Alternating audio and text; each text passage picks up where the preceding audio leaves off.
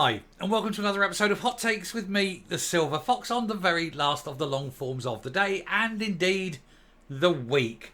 So, we've got a bit of fun here because there's a thing that happened yesterday. The Stone of Destiny was being moved from Edinburgh Castle, going back all the way to Perth, where it belongs, allegedly. And Humza Yousaf was there to wish it a merry journey. Only, of course, it was a miserable old day. It was raining, it was cold, and he was sitting next to a really fat man in a funny suit. And he didn't half look miserable. Now, a lot of people have said he was miserable because of the weather. And I don't think it was that. I think it was miserable because, well, it's just everything. First of all, he's Humza Yousaf. That's enough to make everyone miserable. Secondly, he'd undoubtedly seen the poll results yesterday.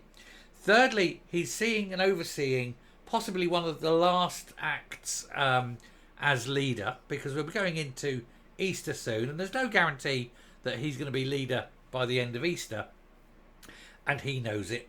And so generally, he must be feeling a bit down, knowing that his life will finally, political life anyway, will finally be over, and he'll got nothing to show for it except a whole series of failures. So let's take a look at the miserable little man and his miserable little face as he faces his final destiny.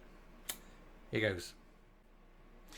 So Humza Yousaf looks miserable as the Stone of Destiny leaves Edinburgh Castle in the pouring rain. And as that destiny leaves, as indeed does his destiny depart him, as they both sit and disappear from Edinburgh, miserable, cold and wet. For the Stone of Destiny, of course, he's got a nice home to go to in Perth. For him, he's got the backbenches, and then what? Nothingness, oblivion, void, because no one will ever want to talk to him again. He will be unimportant, yesterday's man, and disappeared. But for one glorious day, he does get to sit next to a rather fat man wearing a parrot on his head. In case you're wondering, that's the very model of a modern Major General. He is. It's I can't remember his name. Major General Bruce something or other. I think he is. He's the commandant of the Castle of Edinburgh Castle, which is always held by a Major General. Incidentally, and in case those who don't know, even though Lieutenant is a lower rank than Major, in generals, a Major General is a lower rank than a Lieutenant General. It's a weird little intricacy of British military history. Anyway, more than 700 years after it was seized by Edward I Longshanks, the Stone of Destiny is finally on its way back to Perthshire.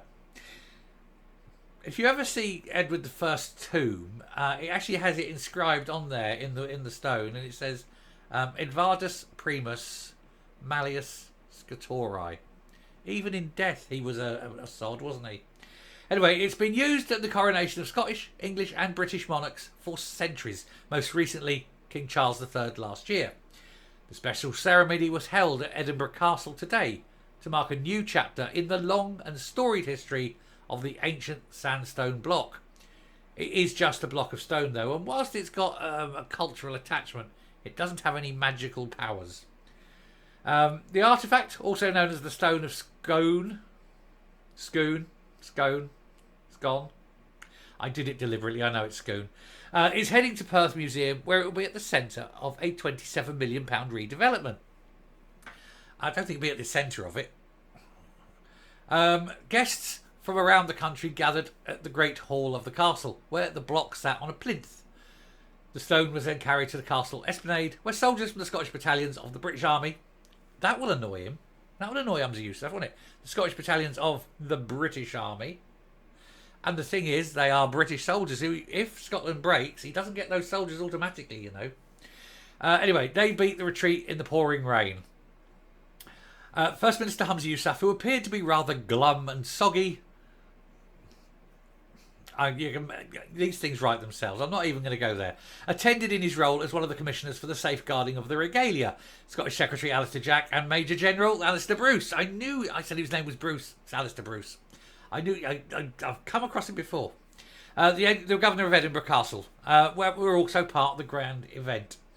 Before we went outdoors to brave the weather, Mr. Yusuf told the guests in the Great Hall this will be the first time that the stone will return to Perthshire in over 700 years. And what were you doing 700 years? What great achievements were your family doing 700 years ago? It will form the magnificent centrepiece of the fantastic new Perth Museum, with the stone being free for all to visit. Then you go all the way up to Perth, you go into the museum, you go, oh look, a stone. It's not like Ireland. At least in Ireland, you can kiss the Blarney Stone. Don't. People piss on it and everything. Please don't kiss the Blarney Stone. Anyway, there's also the People's Procession, representing different parts of Scotland and organisations like charities and schools. Blah, blah, blah. It's all that. There it is, big stone. No one knows what it's for. It's just a stone, and it goes under there, and you sit on it, and okay, that's it. Nobody knows. Nobody knows.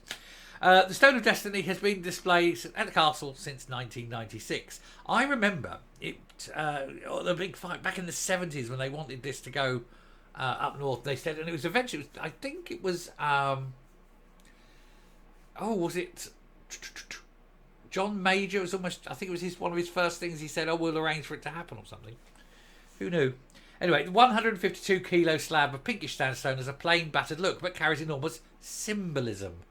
It was originally kept at Scone Abbey near Perth. Scottish kings and queens were crowned while sitting on the stone. Quite literally, on it, not on a thing, Some believed it to be Jacob's pillow from the Old Testament. They would be very stupid. Jacob never came to Britain.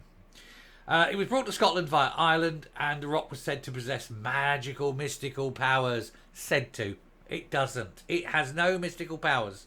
It can make you say the F word, but only if you drop it on your foot, okay?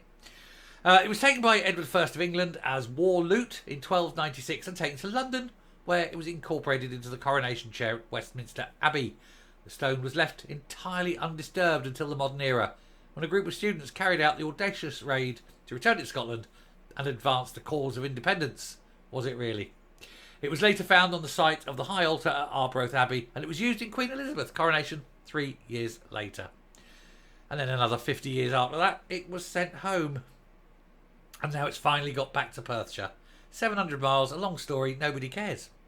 Literally, it's not important. It isn't. It's just a stone. Don't be applying any magical, mystical powers to it. I know it's symbolically important. I get it. But it isn't magic. Stories suggest it's a forgery. However, the original is said to be hidden in various places around Scotland, often in pub cellars. Others maintain that Edward was fooled by fake stones and that the true stone never left Perthshire at all, in which case it's not important. I tell you what, there's going to be people on here, and they're going to be the gnats, aren't they? They all go, look at him, oh, he's slagging it off, I'm not slagging it off. I understand it's very symbolically important.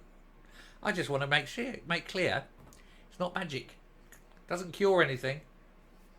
And it's not even sure if it's even the real one, is it? It's terrible. It's like what is it? I've got a bit of the real cross. It's the real. Honestly, it's the real cross. I've got Jesus' finger. It's not. But there we go, and that's it. It's just a stone. They attach great importance to these things, but ultimately they're not that important.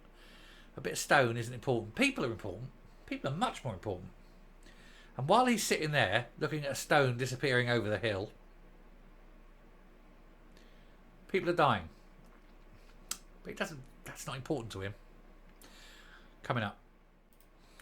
So there you go. You've got Humza Yousaf sitting there looking at a piece of stone with no cultural significance to him, disappearing off to a new home in Perthshire, and he's sitting there in the cold and the wet, and thinking, wish I had a big coat like him. Oh well, what do you do? He's got an umbrella there. Why isn't he using it? Probably not his umbrella. Forgot to bring one, didn't he? Anyway, she'll finish there. Thank you very much for watching. I've been Silver Fox. You've been brilliant. And we're going to go off into the evening now. There may be 1 or 2 flash videos in the afternoon. But this is it for the big one. So thank you very much for joining me this week. And I look forward to seeing you as we start the whole journey again next week. But there will be videos over the weekend. But not, obviously, to this extent. I just throw a few up now and again. Have a great Friday night and do what I'm going to do. Stay sober.